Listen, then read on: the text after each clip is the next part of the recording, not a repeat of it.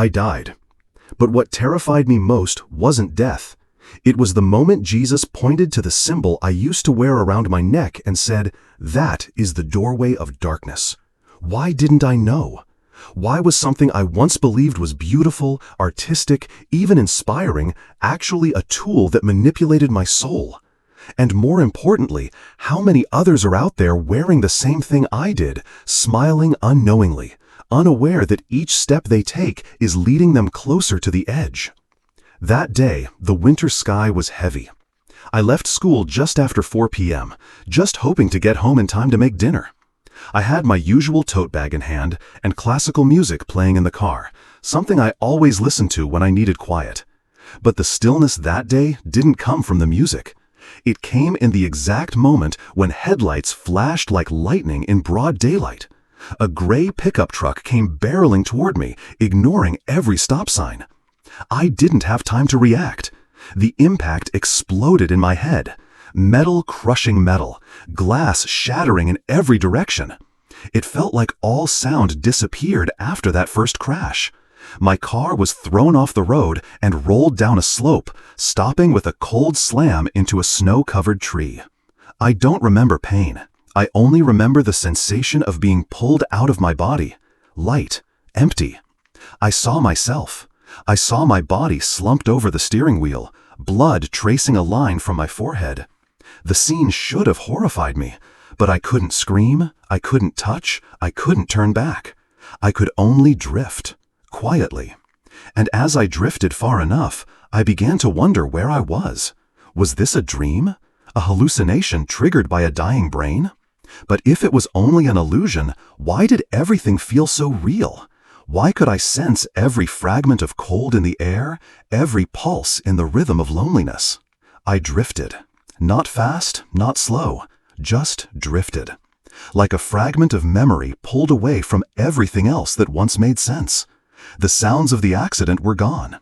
The burnt scent of fuel and shattered glass had vanished. All that remained was a thick space. Not complete darkness, but a kind of colorless void that made even the eyes I no longer had feel strained and heavy. I wanted to say my name, just to be sure I was still me, but no sound came. I could only think. And in that voiceless stream of thought, I heard something for the first time. Not a voice, a presence, a kind of frequency that made me feel exposed to the deepest layers of my being. I tried to turn my head, but there was no head to turn. I had no body, no feeling, just awareness suspended, weightless, searching for itself in the middle of nothing. As I adjusted to this strange state, I began to sense I wasn't alone. Something was around me. Not shapes, not voices, but they were there. Fragments of other souls, beings like me, drifting. Some sighed, some were silent, some whispered things in languages that felt ancient and forgotten. I suddenly remembered what it felt like to sit in a crowded room and still feel invisible. Now, surrounded by countless souls, that feeling was amplified 1,000 times. I wanted to ask, is anyone here? But before the thought could finish forming, a flash of light appeared in the distance. It wasn't blinding, it wasn't brilliant. It was the kind of light that doesn't dazzle you, but strips you bare. It came not from an object, but from a presence. And from that direction, someone approached. No footsteps, no wind, but with every motion closer, I felt like layers of masks were being peeled away. Nothing could be hidden, nothing could be denied. It wasn't through his face or any robe that I recognized him. It was through the feeling of being truly seen. Seen not by a person, but by truth itself. And when Jesus came closer, I didn't hear him speak. Yet every thought inside me began to shift. The chaos quieted, the grasping stopped. I stood before him like a child, bare, fragile, with nothing left to resist. I wasn't accused. I wasn't comforted. I was simply asked one question. Do you want to know the truth? What would you say if that question came to you in a moment when your soul was drifting through a realm without time? Would you be brave enough to hear the truth, even if it shattered everything you once believed in, everything you had chased, everything you were once proud of? And what if that truth had to do with the very things you wear, hang in your home, or ink into your skin? Would you have the courage to let it go? I nodded, not because I was strong, but because I knew there was no other answer. The light had found me, and it hadn't come to soothe, it had come to reveal. But I didn't expect that the first thing Jesus would show me wouldn't be heaven, but the symbols I had once seen as fashion, as art, as personality. And when I saw what they truly were, I wanted to scream. But it was already too late. I had never seen light like that before. It wasn't the kind of light that makes you squint. It was the kind that makes your soul tremble. As if every layer of dust life had ever laid over my being was now being stripped away with a single gaze. No thunder, no dazzling spectacle. But I knew without a doubt I was standing before the most powerful presence my soul had ever encountered. Jesus didn't walk toward me. He was simply there, as if he had always been there, long before I was even born. And I, someone who thought of myself as ordinary, small, unseen, suddenly became unmistakably visible down to the very core of my being. I didn't hear his voice, but I understood everything he spoke, not in words, in the trembling of the soul. He never said, "I am Jesus," but I knew, because no one else could expose the truth without condemning. No one else could make me feel so simultaneously terrified and so deeply loved that I wanted to fall to my knees and disappear into nothingness. He didn't ask, "What have you done wrong?" He offered me one thing, a choice, a single question, simple yet weightier than an entire universe. Do you want to know the truth? I stood still, and in that moment, memory flooded back. Days when I wore a necklace with the Eye of Horus just because it looked cool. Times I used mandala patterns to teach students art without ever questioning their origins. Late nights watching films layered with symbols and never once pausing to ask why. I hadn't broken laws. I hadn't cursed God. I was simply unconscious. But maybe that's the most dangerous thing of all. Unawareness. I nodded, and in that instant the space around me shifted. Not with pictures, but with experiences. I was no longer standing in the light. I was being pulled into a stream of scenes, each one slicing through the mind like a blade of undeniable truth. I saw a child wearing a necklace with a strange emblem, and a thin, shady mist clung to the space around him. I saw groups of people gathering to meditate on the light, yet the radiance they summoned did not come from heaven, but from someplace deeper and darker. I saw myself in the classroom hanging a circular symbol I once believed carried positive energy, and I suddenly realized I had introduced more than color into that room. I had opened a small doorway, inviting in a current of power whose true name I never bothered to learn. Have you ever thought you were doing something harmless, only to discover it was quietly altering everyone nearby in ways you could not control? Jesus did not judge me. He showed me. And in the seeing, I understood that real judgment begins on the inside. Shame washed over me, not because he accused, but because his light made hiding impossible. I started to tremble, not from cold, but from the awareness that every symbol I treated as fashion or art was a portal, and I was the one who unlocked it.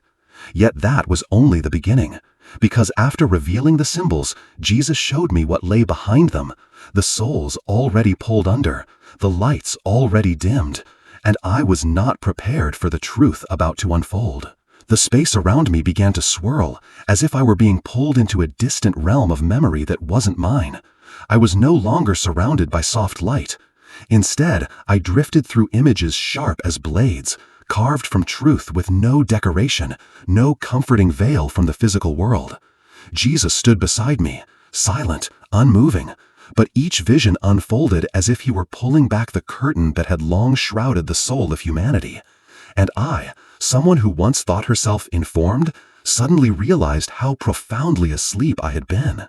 The first symbol appeared, the Eye of Horus, the ancient Egyptian eye I had once worn on a necklace. I believed it brought intuition, protection, and mystical energy. But as the light of Jesus passed over it, I saw it for what it truly was, a gateway. Not to heaven, but to a maze with no exit. Inside the maze were hundreds of souls. They did not cry. They did not call out.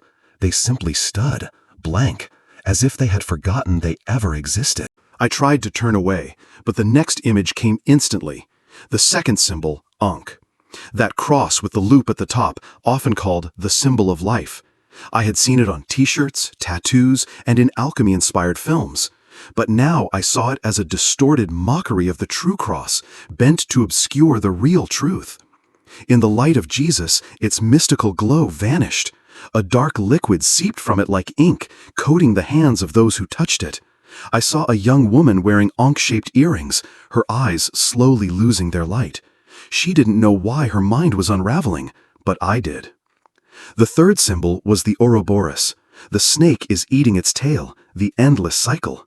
I had once taught students that it was a philosophical symbol of eternity, but in that spiritual vision, I saw its real meaning, not endless life, but endless bondage. A soul trapped in a cycle with no beginning, no end. A soul that could never break free because it had been convinced that spinning forever was somehow evolving. I struggled to breathe, but Jesus did not intervene. He let me see. He let me understand. The fourth symbol was the peace sign, and this one stunned me the most. That familiar emblem I had once stuck on my laptop and worn on a hoodie suddenly revealed itself as anything but peaceful. I saw that it was a broken, inverted cross, a silent declaration of war against God, disguised as freedom and connection.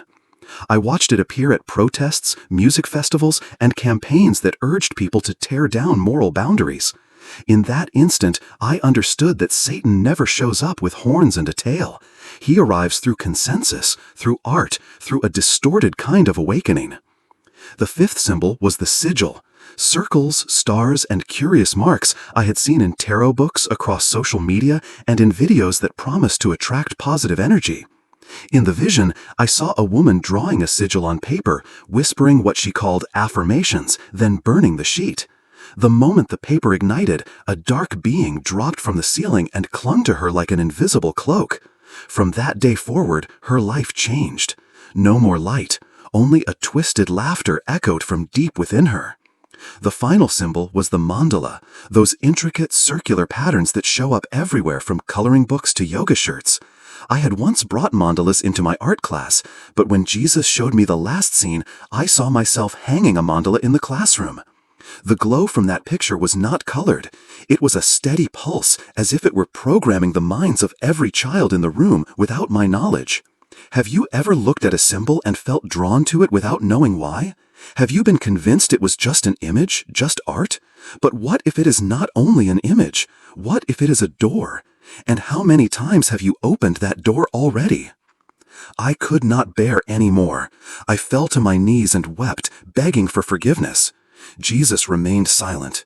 No rebuke, no anger, just his gaze. In those eyes, I realized that forgiveness does not come from remorse alone. It comes from action, and I've done nothing yet. Before I could stand and ask for a chance to make things right, he showed me something worse than the symbols themselves. Even though I thought I was prepared, I was not ready for the truth that followed. I knelt at his feet, or more accurately, before a presence that words cannot capture. And though there was no floor and no dust beneath me, I felt as small as a grain of sand drifting in a sacred universe. Tears flowed, not from pain, but from the sudden understanding that for years I had prided myself on being a decent person. I had never done outright harm. Yet a life without overt evil is not the same as a life truly lived in the right way. In the silence, Jesus spoke nothing, yet I saw every moment of my life unfurl like a slow film. I watched myself entering the classroom wearing those symbols with a bright smile, saw my students staring at the mandala on the wall, remembered the New Age books I lent out and the cosmic awakening slogans I once thought enlightening. Then one image froze my heart. Mason, a quiet 14-year-old I once taught, was the boy to whom I had given a notebook with a small sigil on the cover simply because it looked cool. He kept it for 2 years, and then one day he vanished. No one ever found him or learned what happened. In the vision, I saw Mason wandering through a thick black void, the light in his eyes extinguished. I realized that I had not pushed him into darkness, yet I had failed to keep the door shut. I cried out inside, begging for another chance to put things right, but Jesus remained wordless. His gaze, filled with a compassion too intense to bear, needed no words. Under that light, you condemn yourself. In that moment, I stopped asking to live again and begged only for forgiveness. Yet forgiveness is not granted by pleading. It is a path you must walk, and the first step is to face yourself without flinching. The light around him softened, and a warm current spread through my soul. It was not comfort, it was a healing that hurt. Without speaking, he impressed a message on my heart. If you truly wish to make amends, you must speak. Tell those who are walking in illusion, who believe they are awake while they drift toward darkness. You must bear witness. I fell silent, afraid, yet understanding. I had been chosen, not because I was special, but because I had been shown.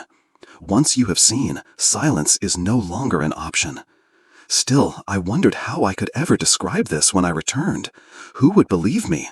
How could a teacher who once opened doors to hidden shadows now become the one who closes them? I jolted upright, gasping as though every ounce of breath had been torn from me. Harsh white lights glared overhead. A breathing tube pressed against my face. IV lines snaked along my arms, and the monitor beside me hammered out a frantic rhythm.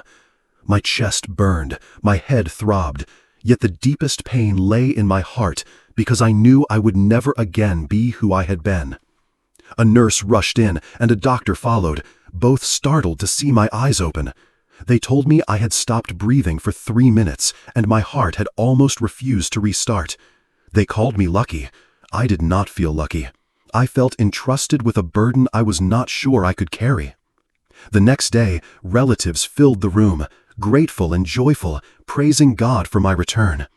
When I said I had met Jesus and been shown how certain symbols deceive humanity, the smiles faded into puzzled looks and polite doubt. Some thought that head trauma had blurred dream and reality. I did not blame them.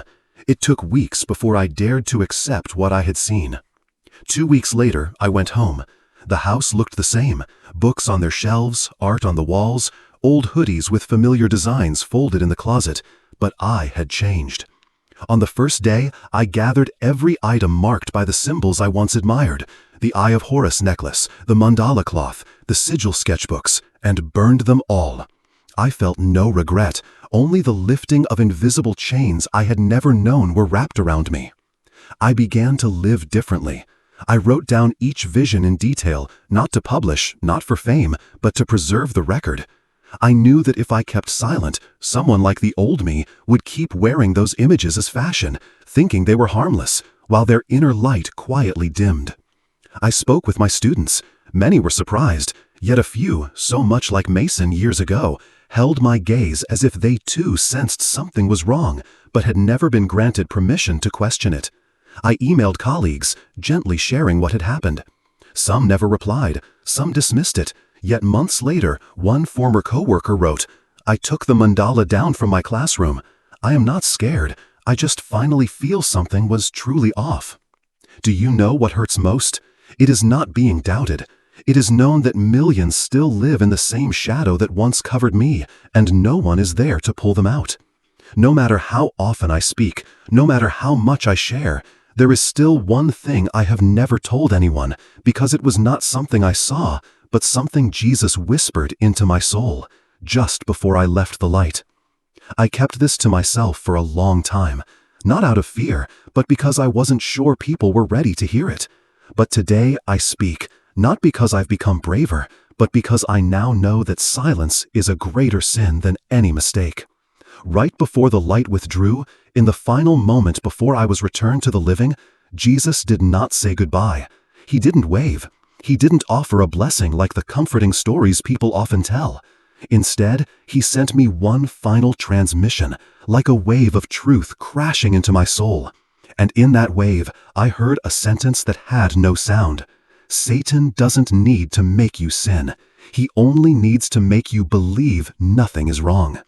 That is the most dangerous attack of all, to convince you that you are free, when in fact, little by little, day by day, you are surrendering the true freedom God gave you. Not through war, not through blood, but through symbols, through culture, through background music, through fashion, through images. I didn't come to scare you. I came to ask just one question.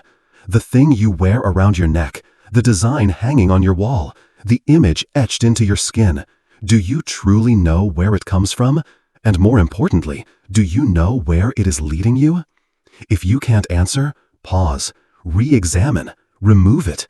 Don't let something into your mind just because it's beautiful, trendy, or because everyone's doing it. That mind of yours is sacred. It is the dwelling place of your soul. Since I first shared my story publicly, some have called me extreme, delusional, and brain damaged from the accident. I don't blame them. If I hadn't died, I would have thought the same. But I did die, and death didn't teach me to fear. It taught me to see. I'm not special. I'm not holy. I was blind like everyone else. And because I was blind, I now know how priceless the light is. And if this story can help even one person pause, take off that necklace, tear down that picture, then maybe everything I endured was worth it. You don't have to die to know the truth. You just have to be brave enough to open your eyes, because the light has never turned anyone away. I used to think that death meant the end. But now I know death isn't a period. It's a question mark. Has your soul truly been living in the right direction? Are you awake or just a sleeper lulled by the noise of the world? My near-death experience didn't give me the right to declare what's right or wrong. It simply returned me to the questions we've all heard but rarely answer honestly. Who is leading you? What is silently shaping your mind? Do you wear, hang, or display those symbols out of understanding or simply out of habit? Here's what I've learned. Truth doesn't need to make sense to be real. Some truths cannot be explained by logic, yet they burn into your soul with an unspoken light. Satan doesn't need to appear. He only needs you to believe you're in control, and then you'll open the door for him yourself. Forgiveness doesn't come from remorse. It comes from movement. Only when you begin to change, even if it's just one step, does the door to the light truly open. And Jesus? He didn't come to judge. He came to reveal. But only those brave enough to face the light will see how deep the darkness around them truly is. If I could say just one thing, it would be this. You don't have to die to change. You just have to be honest with yourself right now.